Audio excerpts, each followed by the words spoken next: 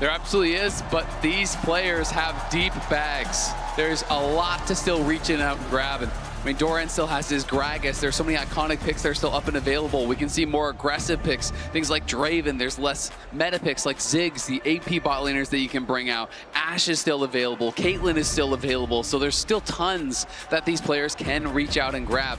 To me, the question is not, can you find a champion that you can play in Game 5? The question is, can you find a champion that you can play in Game 5 that has a good lane matchup, that is part of a cohesive composition, that is also better than the composition that your opponents have crafted? And that is why Game 5 is so uniquely difficult.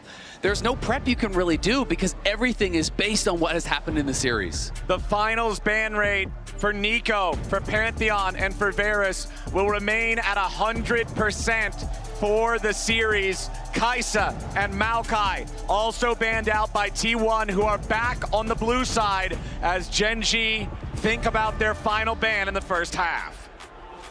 You have to imagine that Caitlyn is very high on the priority list for T1.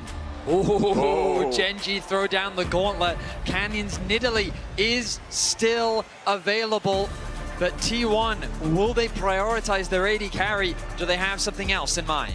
Nidalee's available, as is its most classic pairing, the Renekton. So, the question is, do they want to deny it? And I actually think this is quite smart because Renekton is quite powerful at this stage of the game here with so many champions out of the pool. It also kind of denies the Nidalee by issue of taking its best pairing away. Well, To feel that for Canyon, it's just a champion that he's so amazing at. What were we looking at his win rate? 83% all-time career or something ridiculous like that.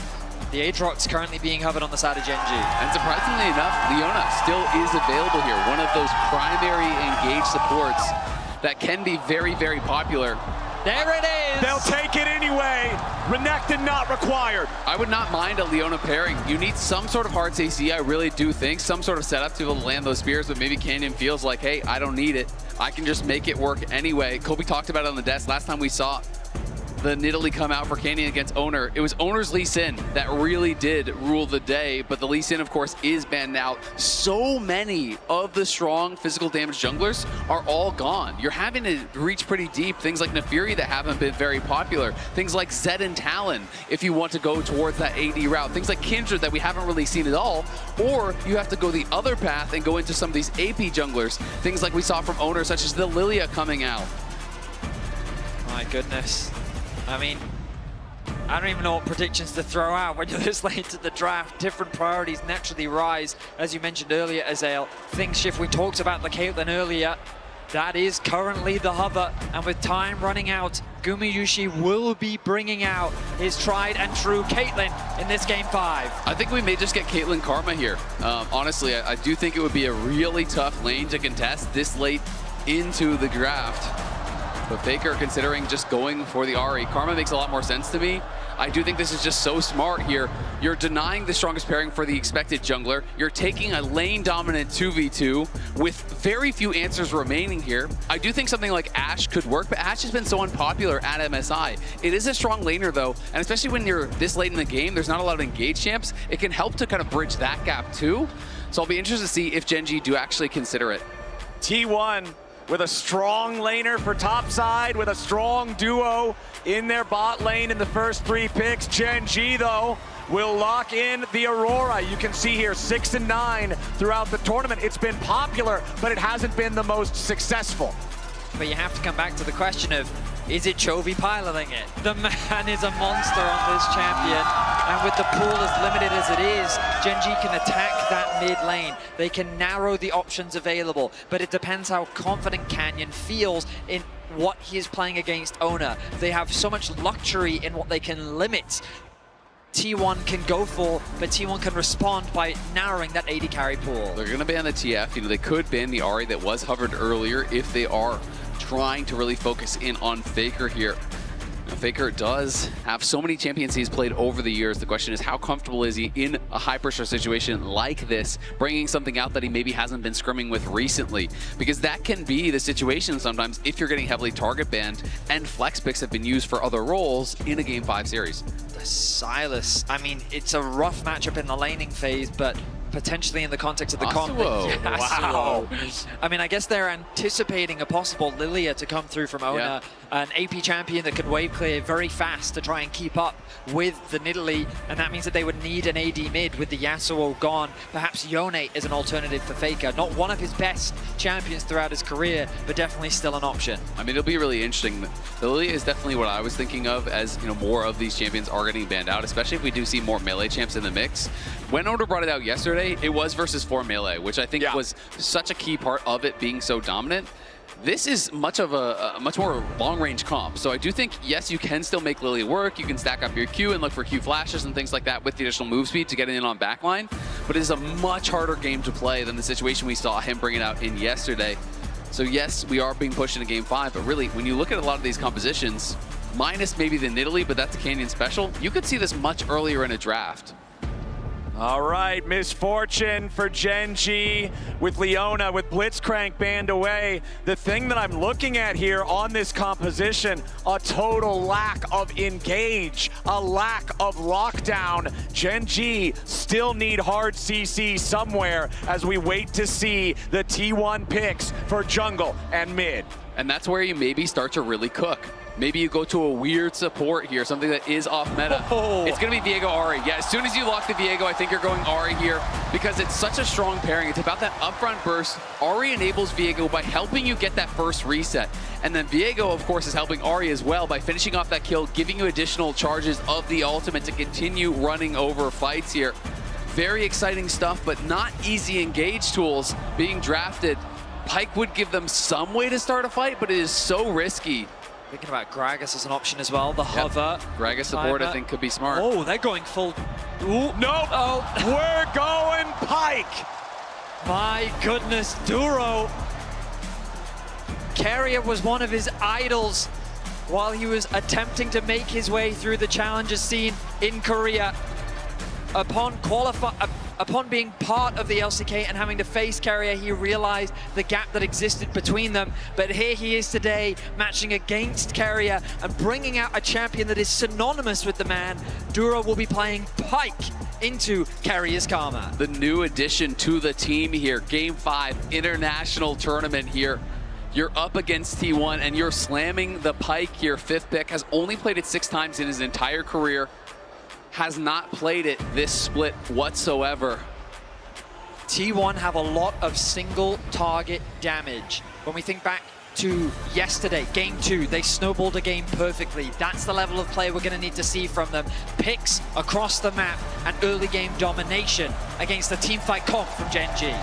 They have an incredible amount of single target damage, but there's also so many good targets presenting themselves on Gen.G. There's really not much tankiness whatsoever on their side. This is it. Gen.G, can they find the creativity? Can they find the playmaking with this very non-traditional, non-heavy engaged comp? Or will T1's single target capability enable the Viego to reset and dominate these fights and propel them to their first MSI win since 2017? I've got to say, Gen.G's comp, insanely difficult to pilot, I think, here. And T1 going 5 members bot, won't run into anyone from Gen.G, but you're looking at Pyke and Nidalee, 2 champions that are kind of famous for being feast or famine. You know, you get ahead, you can run over a game. You get behind, you are food for the opponents. You're the road. Exactly. You are very, very difficult to pilot these champions, but Canyon, his Nidalee is iconic. He has been dominating on it for so long. So you have to think if there's anyone that could pull off a comp like this against T1, it would be Gen.G. First game in the series that there are no summoner spellbooks present. So no extra teleports, no extra smites. Junglers both having so much carry potential if they get ahead in this game.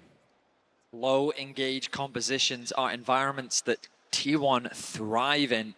We'll see if they can make magic happen. Gen.G, the defending MSI champions, versus T1, the reigning world champions. A rivalry that has existed for so long. We couldn't have asked for anything better as both these teams push each other to the limit. This bot lane 2 versus 2, going to be a tough one for the Gen.G duo. I'm also really wondering, if Ruler's going to be able to find good angles for ultimates, because there's basically zero setup for him, it feels like. It's just the Aurora to throw down the ult and try to slow you up, but there's not that hard CC to really lock someone in place to get that full channel bullet time. I really was expecting the Ezreal to come through, having that extra bit of safety into this matchup specifically, but they wanted more AoE teamfighting power. Ruler and Duro going to be pushed back. Another hook connects. 2 for 2 now for Duro. Nice hooks, but of course T1 has the push and they have the level advantage, so it's just a bit of poke. We are in Game 5 here, and I want to talk about these two teams and how they have performed in these Game 5s. T1, 19-4, it says in Game 5 win rates. 14. Excuse me, Sure. It must be 19 and 14, exactly. And then over on the other side, it is a 65% win rate here for Gen.G in those Game 5s. So both teams have a solid track record here, but the pressure cannot be higher than in a moment like this. Tri-lane camera shows how everything is starting off here with Doran having the push here in the top lane. Keria and Gumayusi doing the same in bottom. It's exactly what I expected, seeing those first 3 picks in the draft for T1. The powerful laning phases, allowing them to build advantages early. Doran's already proxy farming. He knows that Canyon should be at the bottom side of the map, and Canyon is there right now. Spear flies out, doesn't find anything. Airball on that one, as Canyon sees no opportunity here. Credit to Ruler and Duro, considering the early pressure, they're really not that far behind at all in terms of farm. There will be a few CS, but Canyon going to make his way towards that top crab, realizes that he's not in a position to fight for the bottom one. Faker struggling a little bit in the matchup, as Chovy, on this champion specifically, just loves to play in your face, chipping away at your HP bar as much as he can. The hook will miss from Duro. Bone skewer. Nice hit from Canyon. It is a good bit of poke, but Faker likely just going back to base anyway. So we'll be able to recall and TP back here, so not going to be too big of a deal. But it does mean Chovy's going to get the luxury of pushing in this extra wave before he has to base, and likely will deny a minion or two. Guma and Keria, anytime Canyon shows himself, they are going to be pushing relentlessly and trying to be farming this plate. They almost have knocked down their first plate already, and Owner's showing up on top side. Owner wants Keen. Doran's waiting for the flash follow. Ruthless Predator Spectral Maw. T1 first blood. And it goes to Owner. Viego wants to be ahead in the early game, and there's nothing complicated about this gank. The wave is just in a good spot for T1. They force the play. They have to commit the flash from Doran, but they make it happen. Keen losing his flash as well. And there's no cross-map play available for Canyon. Which is really well done. Great setup. Doran had the wave, as you said, Vetty. Perfect spot.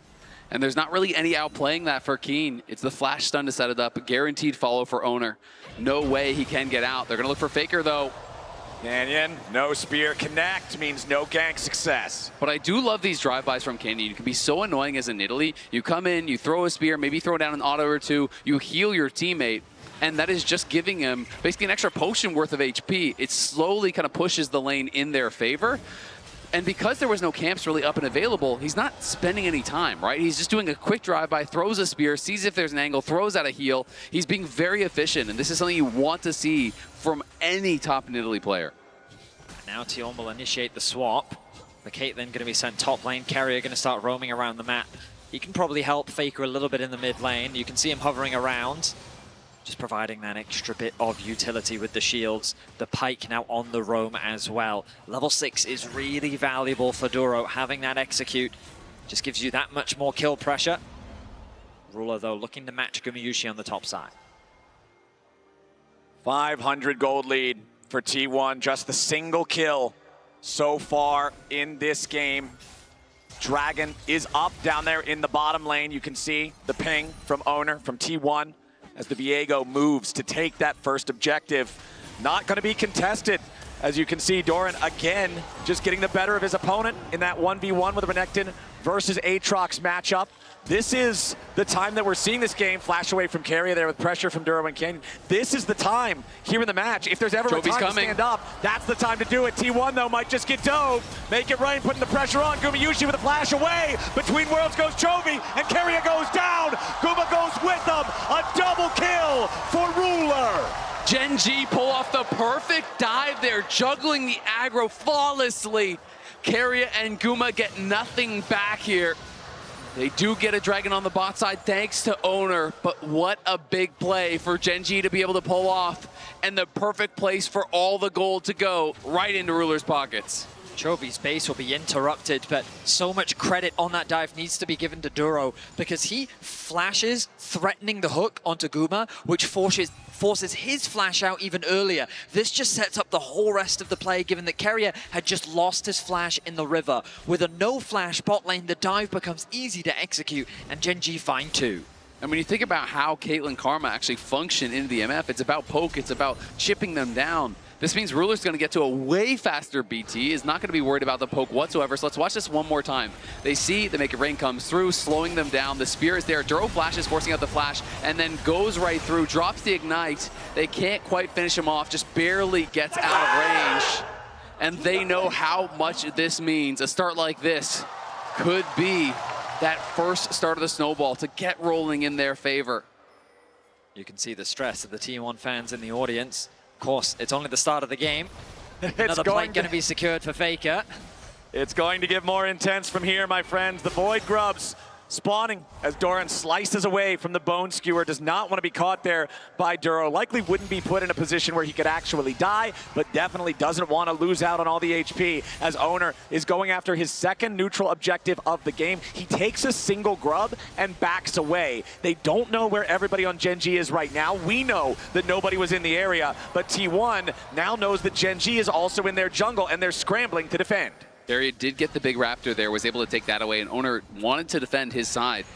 Doran's coming. They could look for a threatening. Yeah, Doran potentially ready to block that Tri-Brush escape route, but Ken and Duro, both these champions are so hyper-mobile, it's very easy for them to take non-traditional exits. So although they wanted to look for the red, T1 successfully defend. It's pretty interesting that Owner just got one grub and then immediately went back to his bot side. He does not want to concede all these camps to Canyon. You know how quickly an Italy can run out of control in this early game if she's just allowed a free farm. Nice interrupt there from Faker onto Keen. And I think Owner really was hoping that they were going to get more than just the defense, that they were going to get a fight, be able to actually collapse and force and maybe get a kill. Because that was a lot of time spent just to get that red. They're looking for Canyon. Beautiful engage from Owner. Spectrum on Canyon. The Nidalee, no way out. A heartbreaker from Owner is a heartbreaker for Gen.G fans as the T1 squad gets a pick. And Owner is now starting to get ahead here. Good hook onto Carry, who has that mana. But Owner right back to the grubs. It means they should be able to grab the full pack here. Owner with 2 kills. And he is getting ahead. Carrier did a really good job of threatening Canyon, who was trying to clear out a ward. That meant that he pushed Canyon more to the left of the river, allowing for Owner to set up for that pick. Flash commits the stun, sets up for the kill, and as you rightly said, it's Owner that gets 2. Duro, he wanted to try, I respect the effort, but Owner's got it on lock. All 3 grubs for T1. Now we find ourselves in a very even game state once more. Of course, at the bottom of your screen, you see blue in favor of Doran, blue in favor of Owner, blue in favor of Faker. What was a very rough early lane matchup for him is now going much better after securing 2 plates in the top side. Gumayushi is the only one that's actually behind in gold. But you could argue that who else could Gen.G want to be ahead in this position? Ruler sitting with all this gold, a completed BF sword, 10 minutes into the game. He's going to be the man to watch as we move into the mid-game. Yeah, as that Bloodthirster will be very hard to poke out. But again, I do question, will he be able to find the angle for that big ultimate? That really is going to be the trick. He's going to have to position himself very, very well because Faker, Doran, Owner are all going to be hunting for this MF and trying to stop him as soon as he pops that bullet time. This, I feel like the first big fight we get is going to be so explosive. And I feel like whoever gets the first kill really is going to run away with the whole thing. Resets from Viego, massive. Resets from Pyke, also massive. And both teams without a true front line. The tankiest player on either side is a Bruiser, an Renekton, or an Aatrox, but there's no real front lines in this game. Faker taking a chunk of damage from Chovy, as we've seen so many times before when the 2 mid laners have met. You can feel the tension. Dragon spawning in 15 seconds. Neither side wanting to make that mistake. but you have to play with confidence. You can't afford to concede that space, and Gen.G doing just that. Good vision coverage around the bot river. Faker clears out that bot wave, allowing for T1 to have an avenue. Ooh, Bone Skewer came close on Keria. But if anybody knows the distance of Pyke's spells, it is this man. He will be able to keep his distance there from Duro. As Gen.G not confident enough to start the objective, but they still have control over the river itself. Duro with a miss on the Bone Skewer. Ruler gets slowed down. Keria looking for the root. Ton of damage on Ruler. Forced to cleanse to get away there, as he will heal back up. The Bloodthirster doing work as Canyon gets away from the charm from Faker. Chovy goes in between worlds. Bullet time over the top. Faker and Owner half HP as they disengage. Viego, no ulti. Doran arrives into the fight, but he arrives too late. He gets shot as soon as he lands, and T1 back off. Yeah, Faker tried to flash in and find the charm, could not connect on it. And as a result, they kind of got exposed there. Chovy just throws down the ulti for that slow as they're retreating, and Ruler pushes them back with his ulti. Does earn them this dragon here. Gen.G don't get a kill, but do grab their first objective. The more we watch Gen.G play this comp, the more I start to realize how patient they need to be.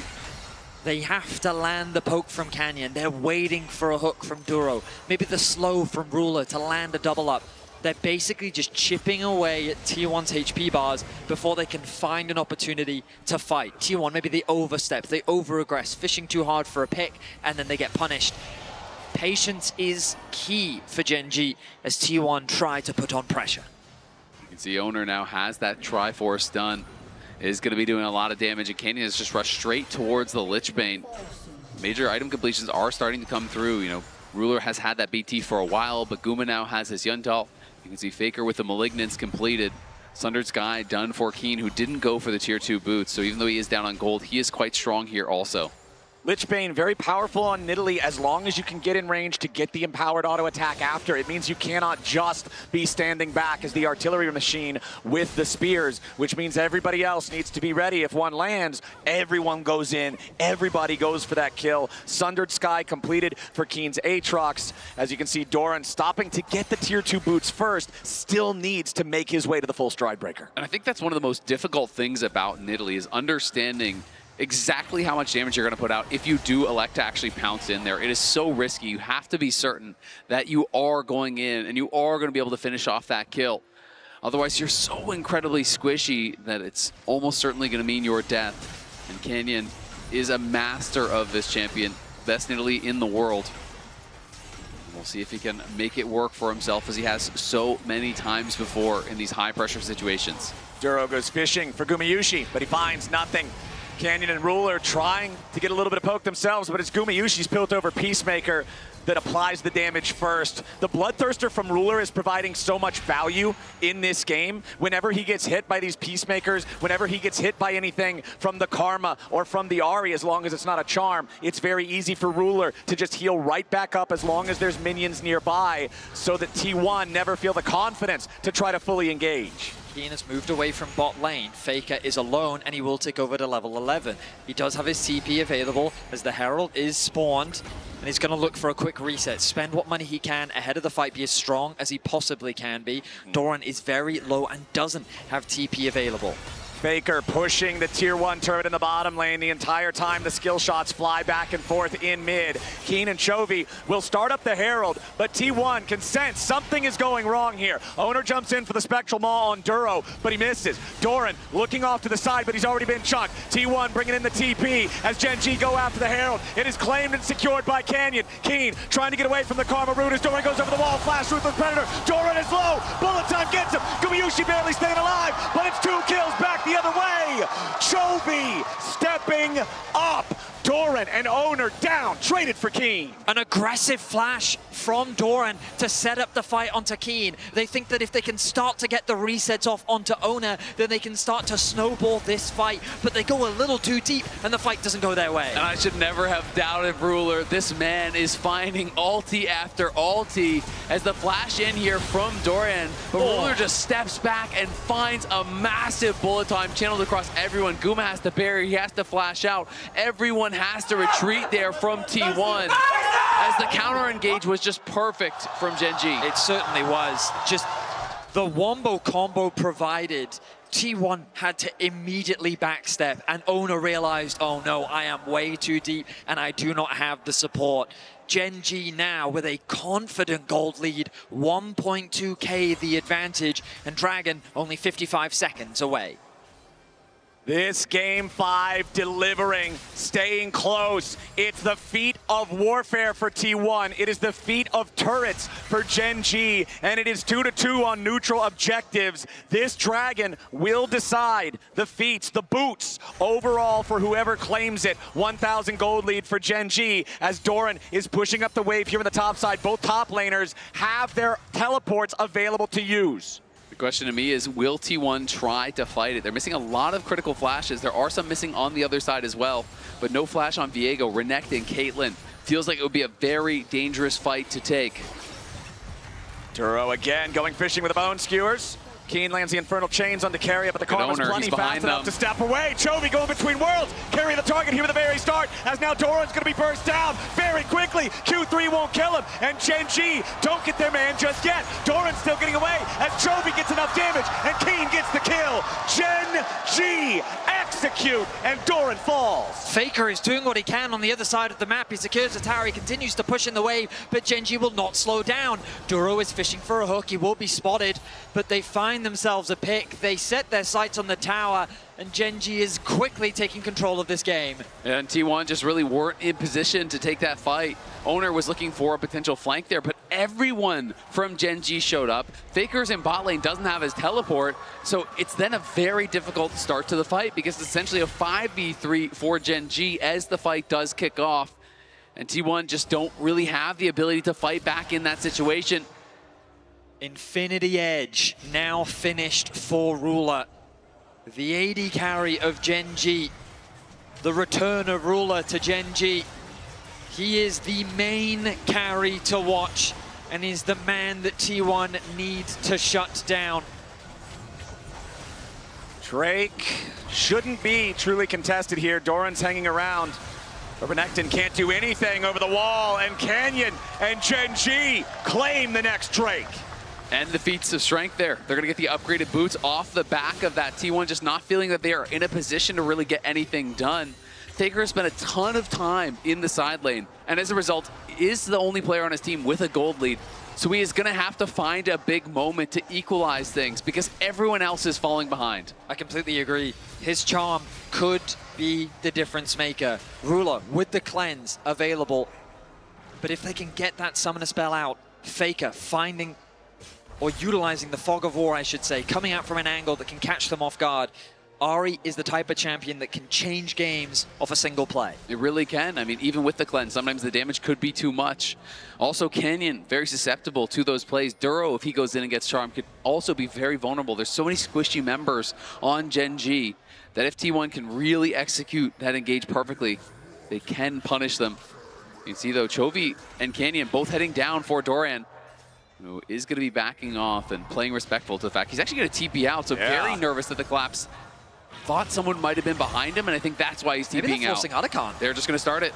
Yeah, they're going to take the opportunity to say, all right, we think that they're overloading down here in the bot side. Let's go into the top side Chovy instead. has no TP. T1 It's not up yet. are going after the Otacon. It's already down to half HP. Duro and Ruler stepping up. Doran taking a little bit of damage as the bullet time flies out. Doran, 1/3 HP. It buys enough time for Gen.G to try to revive. Kanan has made his way into the objective. Looking to smite it down. Canyon's thinly gets the Otacon. Gumayushi caught between worlds, and Gen.G take him straight to hell.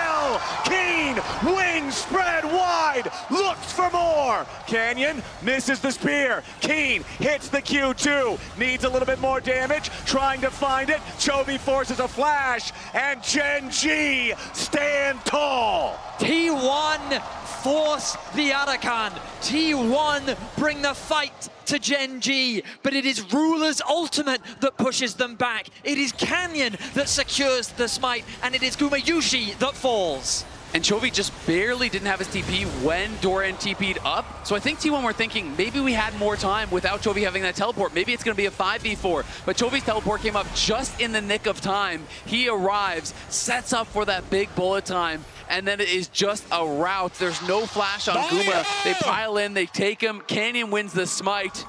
And Gen.G getting very far ahead now. League of Legends, especially at the top level, is a game of inches. It is a game of seconds. It is a game where the smallest things can make the biggest difference. Chovy arriving in time. Canyon with the smite secure. Gen.G with a lead in Drakes with a 3,000 gold advantage are looking good. 22 minutes into this final game of the grand finals. Faker, the only member that remains deathless on the side of T1. Owner hasn't given up, looks for a play onto Chovy, forces him back, but he will not fall, he will not burn the flash. You can feel how desperate the situation is for T1. The game is quickly slipping away from them, and they need to find plays where they can. The two I'm looking for that Vedius, Owner and Faker, both with 2 fully completed items. Leandri's Malignance on Faker's Ahri, Trinity Force plus the Collector on Owner. High damage potential here between these two. Faker also with the Oblivion Orb to cut down some of the healing. And I think Guma should have IE on this base. He's been sitting on Pickaxe Cloak for a long time. So we'll see if he does have it. No, he doesn't. He's still short, just has the BF sword. So is going to be a ways off from that big spike. And as a result, T1, they're going to have to make a tough choice here around this next dragon. Do we want to fight at this dragon here? Because if you lose this fight in a minute, it could be curtains on this game. So they have to make a decision. Are you willing to give up that soul point and put Gen.G 1 dragon away from a Mountain Soul? And when you think about Caitlyn, you think about the setups for neutral objectives. You think about the line of Yordle snap traps to make your opponents have to check into you. But for T1, when you're down 3,500 gold, it's so difficult to go and try to get to the area first. It's utterly dominated by Gen.G vision.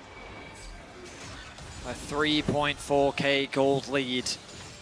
Mountain Dragon, 25 seconds away. T1 could look to concede this objective, perhaps cross map, secure that top tower, get a bit of gold back for themselves. Now with the Infinity Edge finish for Gumayusi, perhaps gold should be the priority. But what will they do about Ruler, ticking over to level 14? And we can remember back to the World's 2023 semifinals when Faker was on Azir and he found Ruler when Ruler was on JDG, and he found the angle to win there. Now can his Ahri find a similar opportunity? Gen.G setting up here in the bot side river. Gumayusi has his Infinity Edge on the Caitlyn. Gen.G already with the objective, down to 5,000. Faker and Doran over the backside of the pit looking for their entry here into the fight. The Drake down to 3k. Chovy going between worlds. T1 forced away. Drake claimed by Ruler. Now Owner and Faker here at the very start. Reset for Owner. He's low, but he ain't dead yet. Keen goes in for the killing spree. Stunned up by Doran, but Ruler is still ready to fire. Doran wants to slice and dice, but it's a double kill to Keen. Chovy still chasing. Faker only tagged with a 2-fold hex. Faker found the charm and Owner found the kill onto Canyon, but not before Gen.G got the dragon, and Gen.G win the fight anyway. The plays were not enough. The Baron is now alive, and Gen.G feel monstrous. They feel like a mountain that cannot be overcome. We look back at the play and it's Canyon that does get targeted. Faker finds an incredible angle, but the response from Gen.G is simply to fight back. A beautiful charm, the collapse Owner, but look at the ulti from Ruler. Duro keeping the bot lane distracted, then Ruler turns his attention to Gumayusi, forces him to flash out. Doran left isolated as his team retreats, and Keen converts it into a double. And while the T1 solo laners went deep and did actually kill off Canyon alongside Owner, the problem becomes Guma and Keria then cannot join the fight. They cannot walk through Chovy with Ruler behind him, having that ultimate available, being able to push him back. It's been very difficult for T1 to find a way to get Guma involved in these team fights. It hasn't felt like he's really been able to get much done. What a game state for Gen.G here in game number 5. Soul point, 5,000 gold lead, really in a commanding position against their longtime rivals as they take control over the topside river. And look at the experience difference here. Ruler level 15, Doran is not yet 14. Ruler has just been vacuuming up so much experience that he is really, really strong. Not only does he have that big gold lead, not only does he have the item lead, he has the upgraded boots, he has all the additional stats from being all these levels higher. He is going to be so tough to deal with. Big chunk there onto Carria with the spear. Now Gen.G's got to be a little bit careful. Owner goes in for the Spectral Maul, but Duro dashing back away. TP coming in as Gen.G immediately trying to go after, doing a lot of damage back onto him with the bullet time over the top, but they ain't going to find a kill here just yet. Chovy looking to get away. Keen unstoppable. Nobody on Gen.G is down. Keen with a double kill. And Gen.G are so much better in the team fights. Their efforts are not enough. T1 cannot find a single member, and with the Baron available, Gen.G will secure it. Now T1 being shepherded by Duro, they look to secure a tower. They're trying their best to escape. Duro will let them free as the Baron is secured. Able to get the Baron there. Chovy came so close to dying, but he's able to get out. And the ace in the hole was blocked as well. They couldn't finish him off. They couldn't get that critical first kill to try to start the snowball. And Gen.G are too far ahead. If you can't get that first kill, you just can't win the fights. Ruler now on the third item here. We can watch it one more time. Dorian decides that it is go time. The teleport was coming in here, and Gen.G realized they have got to defend this teleport. They can't allow Chovy to be isolated from the rest of the team. So as they go in, Dorian gets hooked, and he just flashes in the midst of everyone, putting that pressure on. But then the turn here on to Chovy. He is rooted up. He is burst incredibly low, but look at Owner chasing after him. Can't get the last hits to finish him off. He not only body blocks the ultimate from Caitlyn, but also gets the kill onto Owner. Keen acting as both defense and offense in that play as he swings the fight in their favor. Throughout this series, Keen has had strong individual performances on his top lane matchups. And here in this game, 6-2-1, he's feeling great on the Aatrox. Turret destroyed down there in the bottom lane. A Baroned up Gen.G, 8,000 gold ahead. Duro with a bone skewer onto Faker. It's not a kill, but it gets the Spirit Rush. Without the ulti, the Ahri is so much weaker, and the last bit of damage from the twofold Hex return into the Electrocute puts Faker at 5% HP. Once the Liandry's is done burning, he's got to recall. He's got to go back to the fountain, and T1 have got to try to stabilize because Gen.G are bleeding them out. And no one is going to be able to answer the top lane. Doran was trying to push out that bot lane wave to be able to answer there, but you can see Keen was pushing in the top side. They take the tier 2 mid. They're stealing away the top side jungle as well. Gen.G just getting further and further ahead here. 10 seconds just about until that soul will be available for them. Keen has got to get out of here, but T1, they may need to try to chase. They can't do it. Going for that chase may have lost them valuable time because Gen.G is already back out onto the map. You'll see Duro making his way towards the bot side river. Ruler right behind him. Chovy going to push out that mid wave. A flawless performance from the man in mid. 1-0-9 the scoreline, 100% kill participation. And Ruler will waste no time securing this dragon. T1 are in a desperate spot. They needed to chase after Keen because they've got to find any opportunity they can, but the cost is the inability to fight for the Dragon Soul. It is Mountain Soul claimed by Gen.G. And now I think the only hope for T1 is you try to buy time until an Elder spawn and you pray that you can somehow get over there and steal it, but Gen.G I don't think are going to give you that time.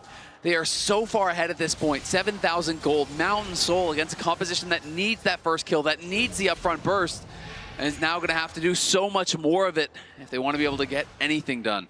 And back at the very beginning of this game, before minions even spawned, Isaac, you were talking about the difficulty in piloting this composition for Gen.G, the burden of execution on the champions they've chosen, and the #1 team from the #1 region in the world is showing why they sit at the summit. Exactly, that's why Gen.G is Gen.G. You can see these luxury items starting to come through as well. The Zonia's is done for Canyon. A QSS purchased by Keen, as well as the Warden's Mail. He knows, I don't need more damage. I just need to not get one shot, and we will win this game.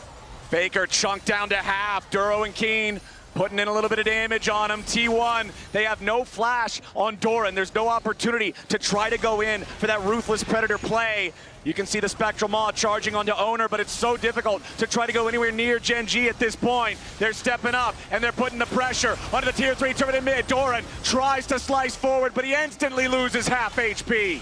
Gen.G are on the precipice of greatness here. Oh, a lot of damage there onto Duro, but he'll be all right. He dashes backwards. Owner trying to clear out the chickens, get something while they defend here.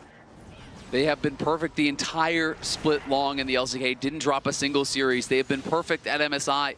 all the way through the winner's bracket, did not drop a single series. Something that has never been done before, and Gen.G getting closer and closer to being able to accomplish that. All right, Gen.G with victory within their grasp. It is 4 minutes until the Elder spawns, but it is less than a minute and a half until Baron returns to the Rift. For T1, that is a scary prospect. Gen.G controls the entire map. It is so dangerous for T1 to step out anywhere into this. Gen.G, they know it. They're shoving up the waves. They're making that fear palpable for T1, as you could see how dark the fog of war is right now.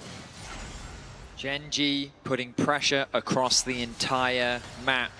T1 will need a miracle. The magic of this roster has been seen before, and they will need to find it in order to turn this game around. It is an incredibly desperate situation, but if there's one man you would put your faith in to try to make that play, to find that moment in a situation like this, it would be Faker. By far the most clutch player we have ever seen touch the game. Has made a career out of moments like that, pulling back impossible games. We'll see if he can do it one more time here against Gen.G. Gen.G with control over the top side river. Baron, 10 seconds away. Owner will step forward to clear out one of the control wards. Nidalee trap placed down there. As Owner again just trying to make sure he does not take damage while T1 steps up. Gen.G.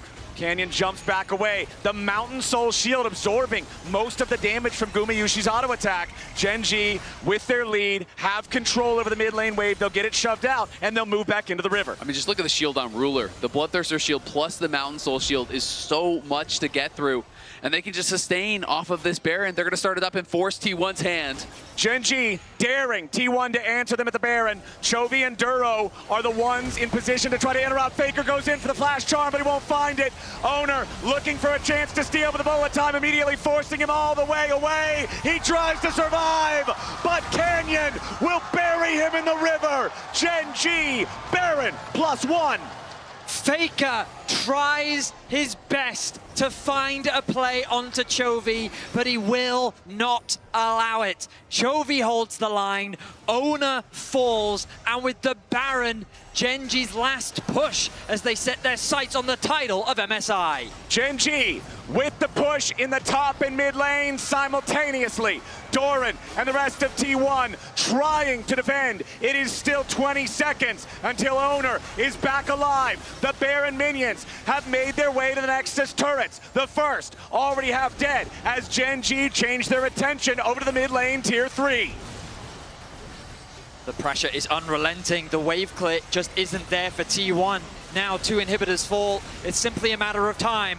Owner is back alive. The last stand of T1. Doran slices forward, but it won't matter. The first Nexus turret is already about to die. T1 struggling to defend. Duro with a bone skewer. T1 backing away. Gen.G with a massive advantage already in the health bars as Guma's chunked to half. Chovy goes between worlds. Guma goes down. Keria goes down.